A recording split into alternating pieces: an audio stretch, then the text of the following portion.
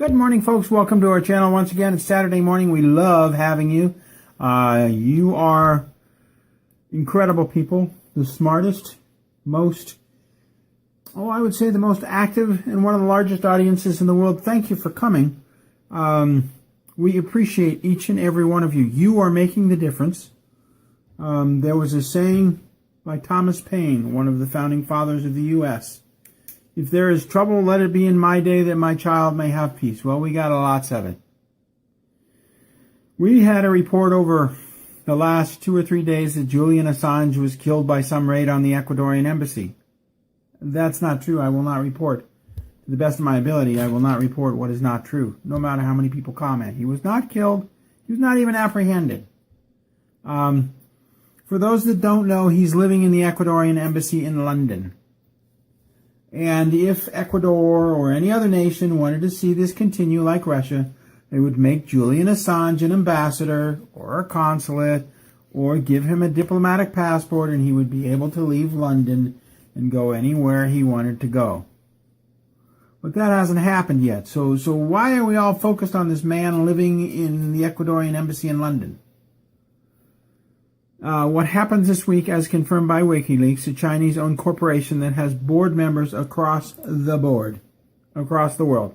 Julian Assange is supposed to be the CEO of this corporation, but I don't think so.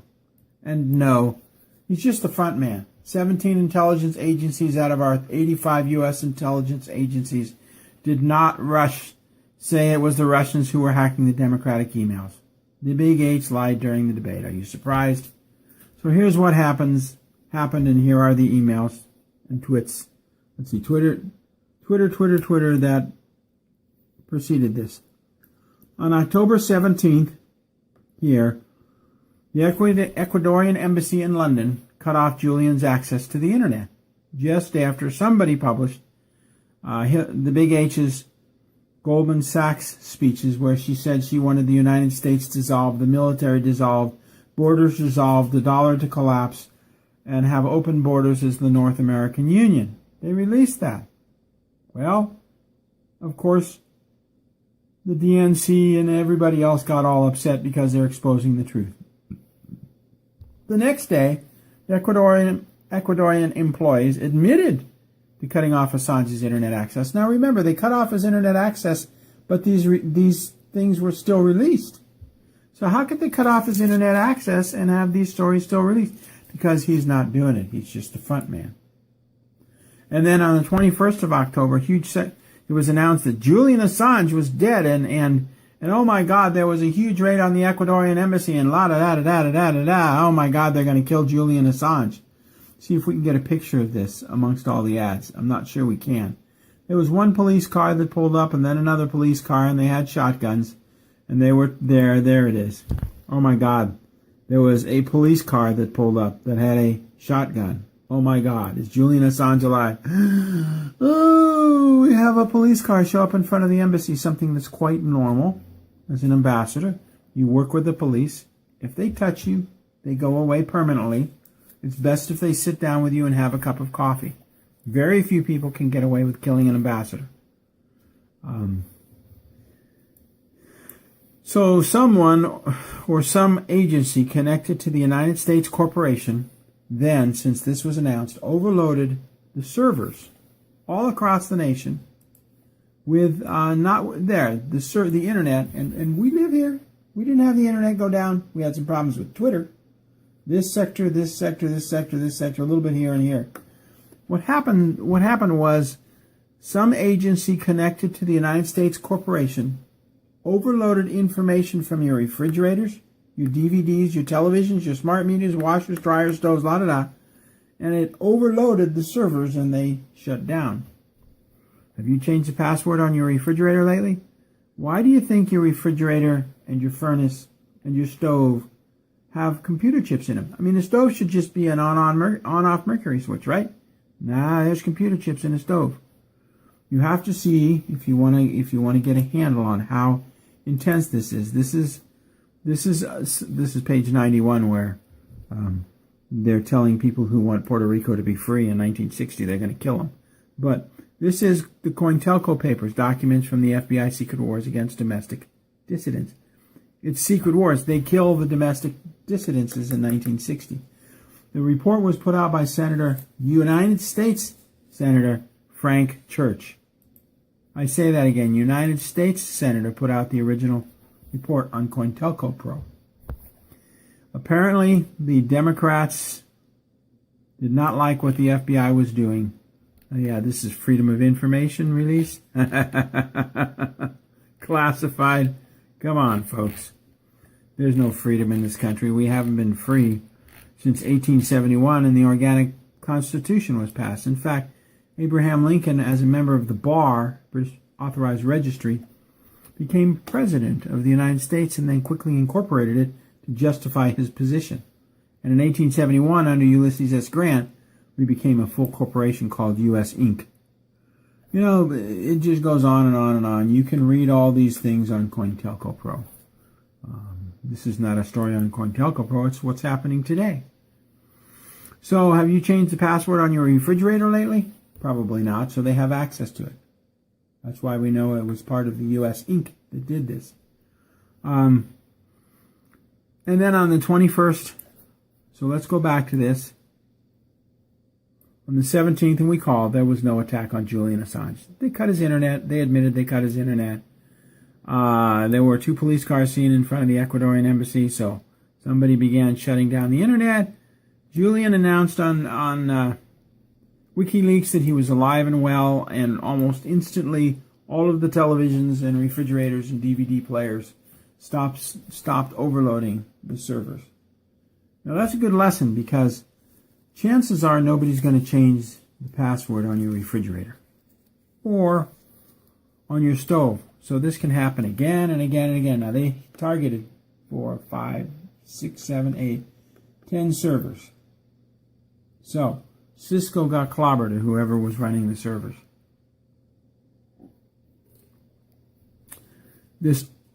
That's how it happened. Just a total panic on the internet. The events were created to cause an incredible amount of anger towards these fascists in the White House. If you fear or are angry, they can control you with frequencies. A good example of this fear-mongering, a good example, I'm not sure we can pull the story up because it's sort of been blocked, but that's okay. Tweet bragging about ripping up Trump ballots turns out to be false. Yeah, that's because this was put out by Snopes. A tweet: I love working at the post office, Ohio, and ripping up absentee ballots that vote for Trump. Now there's a marker on here, and on the email, and they can find the individual in Ohio that's doing this. This was put out 7 days ago, and it caused, absolute panic across the internet. Anger, fear, hate. There's no doubt that that's true. That somebody in the post office is ripping up the tweets. I hope you get fired, and then all the anger starts. Doubtful that this post office employee will ever get disciplined or fired. Very doubtful. Ripping up mail is no longer an offense. I learned that when I traveled overseas and found out it was the U.S. Post Office that steals everything before it goes overseas. Foreign governments are cool. In the grand scheme of things, this makes little difference. They'll be stopped, but they won't be disciplined or fired. But it caused an enormous amount of hate and anger. So relax, folks. Sit back and pray that the voter fraud is exposed and then stopped. Okay, so the Secretary of State of Ohio authorized the counting of those 2 million ballots, all for Democrats, that they found in the warehouse that were fake. Yeah, they've already been counted. And they were counted 2 days ago. So we see the fascists moving ahead with voter fraud at full speed. What do you expect? They're fascists. This is what they do. They kill their enemies and harass their friends. Well, you just keep in mind that George Soros, the old Nazi, and his birth date is wrong. He's much older than his birth date says. And his buddies own the voting machines in most states, and no doubt they're all rigged. And that the busing of minorities in New York City to vote multiple times will not be stopped by the New York City Chief of Police, because he's a paid-off Satanist. It's not going to happen. They're going to bus people around in a few short days, and they're going to vote and vote and vote and vote. What else is new? That's New York City. They're Satanists. They want to keep you angry and upset, not only to control you, but to feed off your anger. So, but also keep in mind that the Chinese own the voting results. And they want to be alive 6 months from now. And they want their companies paid off because they're not getting paid off right now. And there's only one candidate that can do that, presidential candidate, and they don't have an H in their name. So relax, take a powder. We'll just see what happens. You can only do what you can do. And if that's not good enough, oh well. As a side note, and this is meant as a side note,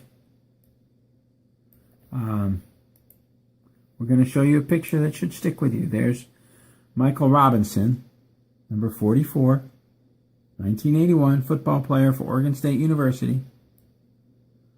There she is with her two babies. There's Barbara Bush, or George Bush Jr.